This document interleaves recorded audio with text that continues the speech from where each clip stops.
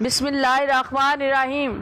میرے پیارے مسلمان بہن بھائیوں، تباہ میری اسد حضور صلی اللہ علیہ وسلم کی ولادت سے 1000 سال پہلے یمن سے چلا اور اپنے ساتھ علماء حکماء اور ایک باری لشکر لے کر مکہ معظمہ میں آیا۔ یمن سے لے کر مکہ معظمہ تک راستے میں جہاں کہیں بھی ٹھہرتا لوگ اس کا استقبال کرتے، مگر جب وہ مکہ مکرمہ میں آیا تو کسی نے بھی اس کی تعظیم و تکریم نہ کی۔ تبا نے وزیر سے کہا، یہ کیسے لوگ ہیں جو میری پرواہ نہیں کرتے، حالانکہ تمام لوگ میرے تابع ہو چکے ہیں۔ وزیر نے کہا، ان کے ہاں ایک گھر ہے جسے وہ خانہ کعبہ کہتے ہیں، اس کی موجودگی میں یہ لوگ کسی کی تعظیم نہیں کرتے۔ تبا نے دل میں خیال کیا کہ خانہ کعبہ کو تباہ کر دوں گا، ان کے مکین مردوں کو قتل اور ان کی عورتوں کو قیدی بنا لوں گا۔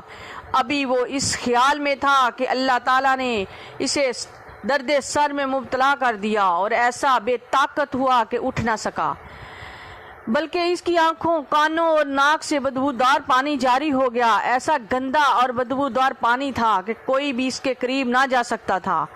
اتباع ڈاکٹر اس کے علاج سے عاجز آ گئے اور کہا کہ یہ کوئی آسمانی بیماری ہے، اس کا علاج ہمارے بس میں نہیں۔ ایک دانشمند حکیم نے اسے تنہائی میں کہا، بادشاہ سلامت، اگر آپ مجھے اپنا راز بتا دیں تو میں اس کا علاج سوچ سکتا ہوں۔ بادشاہ نے کہا کہ میں نے اس کے گھر اور اس شہر کو ویران کرنے کا ارادہ کیا۔ دانشمند کہنے لگا، تو اس ارادے بد سے توبہ کیجئے، کیونکہ اس کا اللہ تعالیٰ کا گھر کا ایک مالک ہے جو بہت زیادہ طاقت والا ہے، اور جو بھی ہو اس کی وہ خود حفاظت کرتا ہے، اور یہ بھی اس کے ویران کرنے کا پروگرام بناتا ہے، وہ خود تباہ و برباد ہو جاتا ہے۔ تبا نے فوراً توبہ کی اور کعبہ و اہلیان کعبہ کی تعظیم و تکریم کا دل میں تہیہ کر لیا اور مسلمان ہو گیا۔ اس کے بعد کعبہ کو غلاف چڑھایا اور اپنی قوم کو بھی حکم فرمایا کہ اس کی تعظیم بجا لاؤ اور یہاں کے رہنے والوں کے ساتھ حسن سلوک سے پیش آؤ۔ پھر مکہ سے مدینہ آیا۔ اس وقت مدینہ میں صرف پانی کا ایک چشمہ تھا اور نہ کوئی آبادی اور نہ ہی کوئی شہر کا نام و نشان۔ تبا کے ساتھ تقریباً 2000 اہل علم تھے۔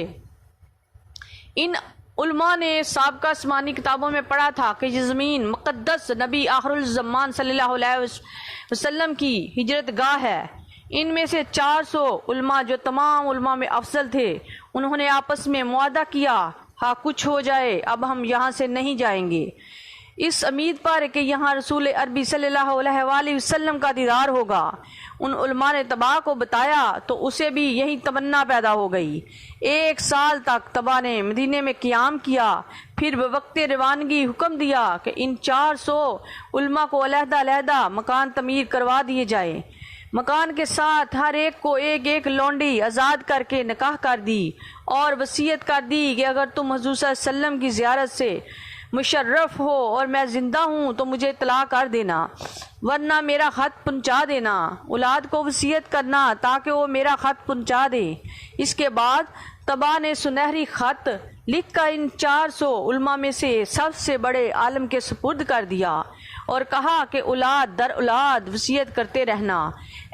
اور خط میں لکھا کہ اے نبی آخر الزمان، اے برگزیدہ خداوند جہاں، اے بروز شفیع بندگان، میں تبا ہوں، آپ پر ایمان لایا ہوں اور آپ کے دادا ابراہیم علیہ السلام کی ملت پر ہوں۔ اگر مجھے آپ کی زیارت ہوگی تو زہ نصیب، ورنہ روز قیامت مجھ غریب کو بھول نہ جانا اور وہاں میری شفاعت فرمانا۔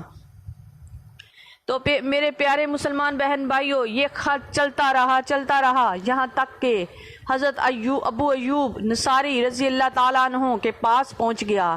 جب حضور صلی اللہ علیہ وآلہ وسلم مکہ سے ہجرت کر کے مدینہ منورہ تشریف لائے تو مدینے میں سب کی خواہش ہے کہ حضور صلی اللہ علیہ وآلہ وسلم میرے گھر تشریف لائیں، حتیٰ کہ مدینے والے آپ کی اونٹنی کی مہار پکڑ کر اس کا منہ اپنے اپنے مکان کی طرف کرنے لگے، مگر اللہ کے نبی نے فرمایا، میری اونٹنی کی مہار چھوڑ دو، جس جگہ میں نے جانا ہے یہ جانتی ہے۔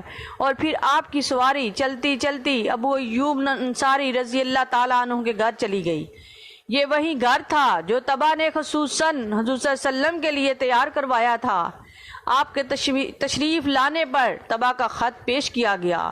امام الانبیاء صلی اللہ علیہ وآلہ وسلم نے حضرت علی رضی اللہ تعالیٰ عنہ کو فرمایا کہ تبا کا خط پڑھ کر سنائیے۔ آپ نے تبا کا نام سن کر اسے دعا دی۔ جس نے خط پیش کیا اس کا نام ابو یعلی تھا۔ آپ نے ابو یعلی کو نوازا اور اس کی تعظیم و تکریم کی۔ تو میرے پیارے مسلمان بہن بھائیوں، حضور صلی اللہ علیہ وسلم کا ذکر ازل سے جاری ہے اور قیامت تک جاری رہے گا، اور پھر اس کا ذکر کب ختم ہو جس کا ذکر خدا خود کرے۔ سبحان اللہ۔ وآخر دعوانا الحمد للہ رب العالمین۔